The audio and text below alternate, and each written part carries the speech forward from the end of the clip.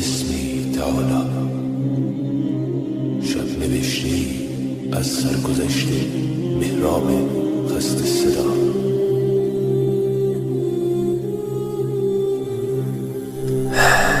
یه سلام از جنس تنهایی، یه سلام بدون آب و رنگ، یه سلام خشک و خالی و همه کسایی که امشب میخوام با این درد و دل ساده بشین. خیلی حرفا هست که نمیشه بعضی وقتا تو چند تا جمله خلاصه کرد. خیلی دردام هستن که نمیشه تصورش کرد. اصلا خیلی اشکا هستن هیچکی نمیتونه بفهمه کجا و کی ریخته شدن.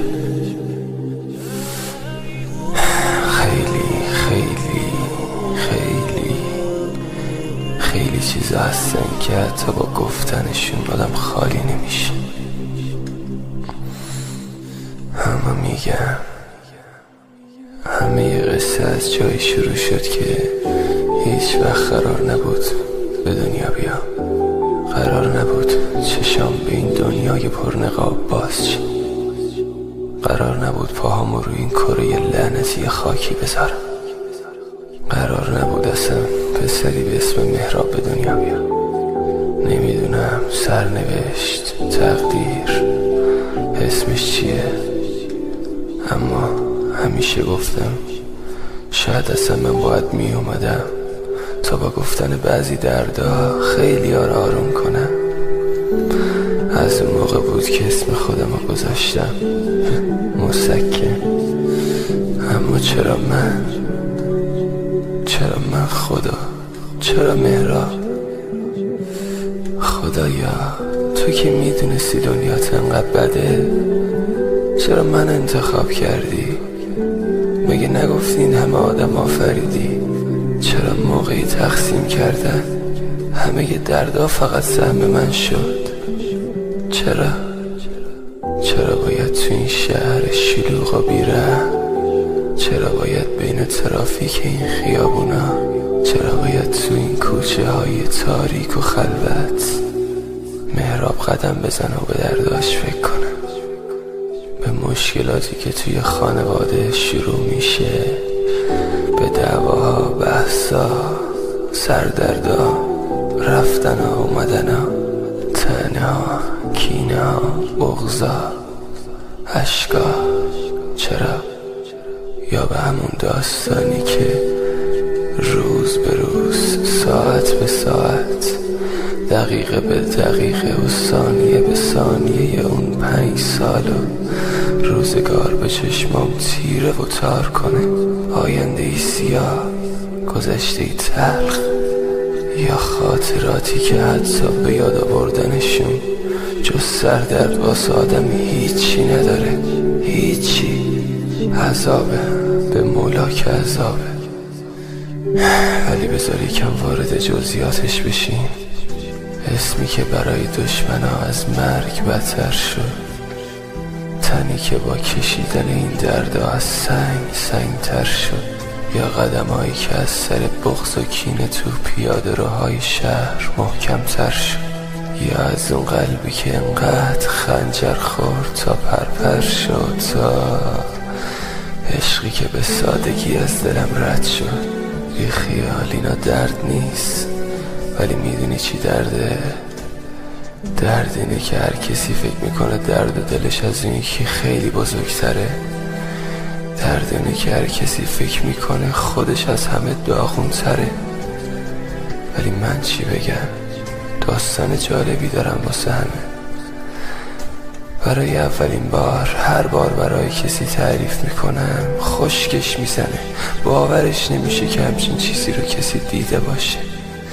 باورش نمیشه 5 سال عشق یه طرفه داشته باشی توی سینه بدون اینکه حتی طرف تو رو بشناسه، بدون اینکه حتی طرف بدون کسی عاشقش بوده، بدون اینکه حتی طرف بدونه به خاطر خودش از خودش گذشتی، بدون اینکه طرف بدونه تنها یادگارش ازت خطای رو دست و تنته، بدون اینکه بدونه تنها تاوانی که پس دادی اشکای نیمه شب و گریه های مادرته. ولی همه اینا رو به چی میفروشن؟ به پول، به خونه، به ماشین، به چی؟ به چی میفروشن این دور زمان عشقا؟ قبلا قیمتش بیشتر بود. نمیدونم با کدوم ارزی میسنجنش، نمیدونم با کدوم نرخی قیمتش بالا و پایین میشه. ولی فقط اینو میدونم که این روزا خیلی بی قیمت شده، خیلی مظلوم شده عشق. عشقای مظلوم خیلی زیاد شدن، عشقای بی قیمت و بی ارزش، عشقایی که از ته قلب با یه آه سینه سوز بلند میشه، عشقایی که هیچ کس حاضر نیست براشون حتی یه قرون وقت بذاره. خدایا دنیا چجوری شده؟ چجوری شده که دیگه هیچکی معنی عشقو نمیفهمه؟ اصلا چرا باید عشق تاوانش اشکای مادر باشه؟ چرا باید مادرم تا صبح بکوبه رو سینه‌شو آه بکشه اونایی که منو اذیت کردن؟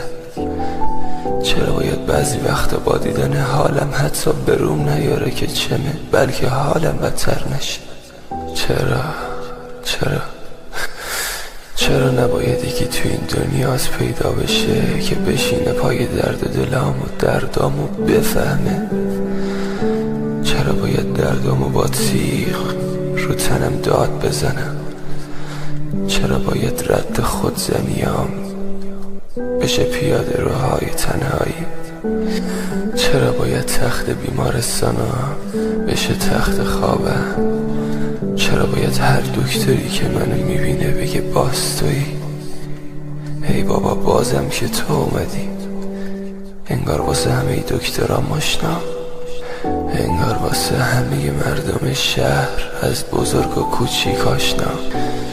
خیلی سخته وقتی پاتو از در بیرون میذاری، داری به دردات فکر میکنی و تو خیابونا قدم میزنی، صدای خودتو از دل شهر بشنوی، از دل خیابونا زجه هاتو بشنوی، ولی هیچکی ندونه کی اینا رو زجه زده یا پشت این صدای خسته چه قلبی شکسته، چه دلی که خورد نشده و چه سردردایی که نیمه شب سراغم نیومده. چرا نباید هیچ کسو داشته باشی که پای درد و دلات بشینه تا جایی تنها بشی که همه درداتو پشت میکروفون داد بزنی، گریه کنی، عربده بکشی، بلکه یه سری آدمایی که هم درد تن آروم شن، انگار لالاییه، نه لالایی میخونم، لالایی بخوابید دلای شکسته که تو این شهر هیچکی به حرفای شما گوش نمیده. بخوابید که فقط درداتون رو با خودتون باید به گور ببرید. بخوابید لالایی، یه شغل دیگه واسه خودتون انتخاب کنید. کسی به حرفای شما گوش نمیده. تو این شهر همه خوابن.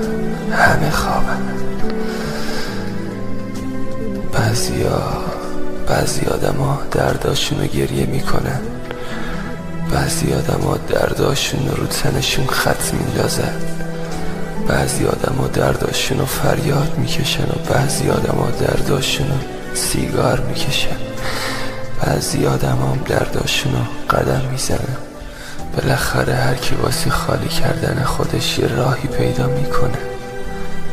منم راهمو پیدا کردم. خیلی وقته پشت میکروفون دردامو داد میکشم، بلکه به گوش کل مردم شهر برسه. به گوش باشید. دردای من امشب از رادیوی درد. اصلا چرا همه وقتی که میخوان درداشونو بخونن این همه وقت میذارن مینویسن چرک نویس پاک نویس تا وقتی که برن پشت میکروفون. ولی من وقتی میخوام دردمو بخونم فقط چند دقیقه کافیه. همون چند دقیقه کار خودشو میکنه. از قدیم گفتن چیزی که از دل بیاد به دل میشینه. یعنی دردای من انقدر دل نشینه درد پسری که از ذوق یه زندگی جدید دل از خونواده میکنه، دل از عالم آدم و دوستاش میکنه. ولی این زندگی نامرد انقدر سر راهش چاله چوله میندازه، انقدر خوردش میکنه، انقدر لهش میکنه که از زندگی سیر میشه. از همه چی بدش میاد، از همه کس متنفره، از همه چی بیزاره. چرا؟ آخه خدا مگه تو نگفتی بهش زیر پای مادراست؟ پس چرا باید مادرم به پای من شب تا صبح گریه کنه؟ چرا باید از حال خرابیای من حال مادرم هم خراب شه؟ چرا باید هر کسی که پای درد و دلم میشینه وقتی دارم باش حرف میزنم سرشو که بالا میاره میبینم چشاش خیسه؟ خدایا جنس درد قلابی شده یا منفوس کلوف شدم نمیدونم، ولی فقط میدونم گاهی وقت آدما اونقدری درد دارن که به هیچکی چی نمیگن، حتی مادرشون، بلکه اشک چشاشو نبینن. بلکه نبینی مادرتم داره پا به پا که دردایی تو سینت میسوزه و میسازه ولی دم نمیزنه چون حال تو رو بدتر نبینه. دیگه نمیدونم بعد از کجا گفت، خیلی چیزا هست که حتی بعد از این همه صحبت حتی سرفصلاشونم نتونستم بگم و هنوز توی این سینه باقی موندم. چیزی نیست که بشه گفت. خیلی دوست دارم حرف بزنم، خیلی دلم میخواد با کسایی که شب و روز با آهنگام خاطره ساختن صحبت کنم. آهنگ که نمیشه گفت، یه درد و دل خیلی خیلی ساده. فقط اگه شنونده های زیاده به خاطر اینکه دردا واقعیه. شنیدید میگن داستان واقعی خیلی طرفدار داره، خیلی بیننده و خیلی شنونده داره.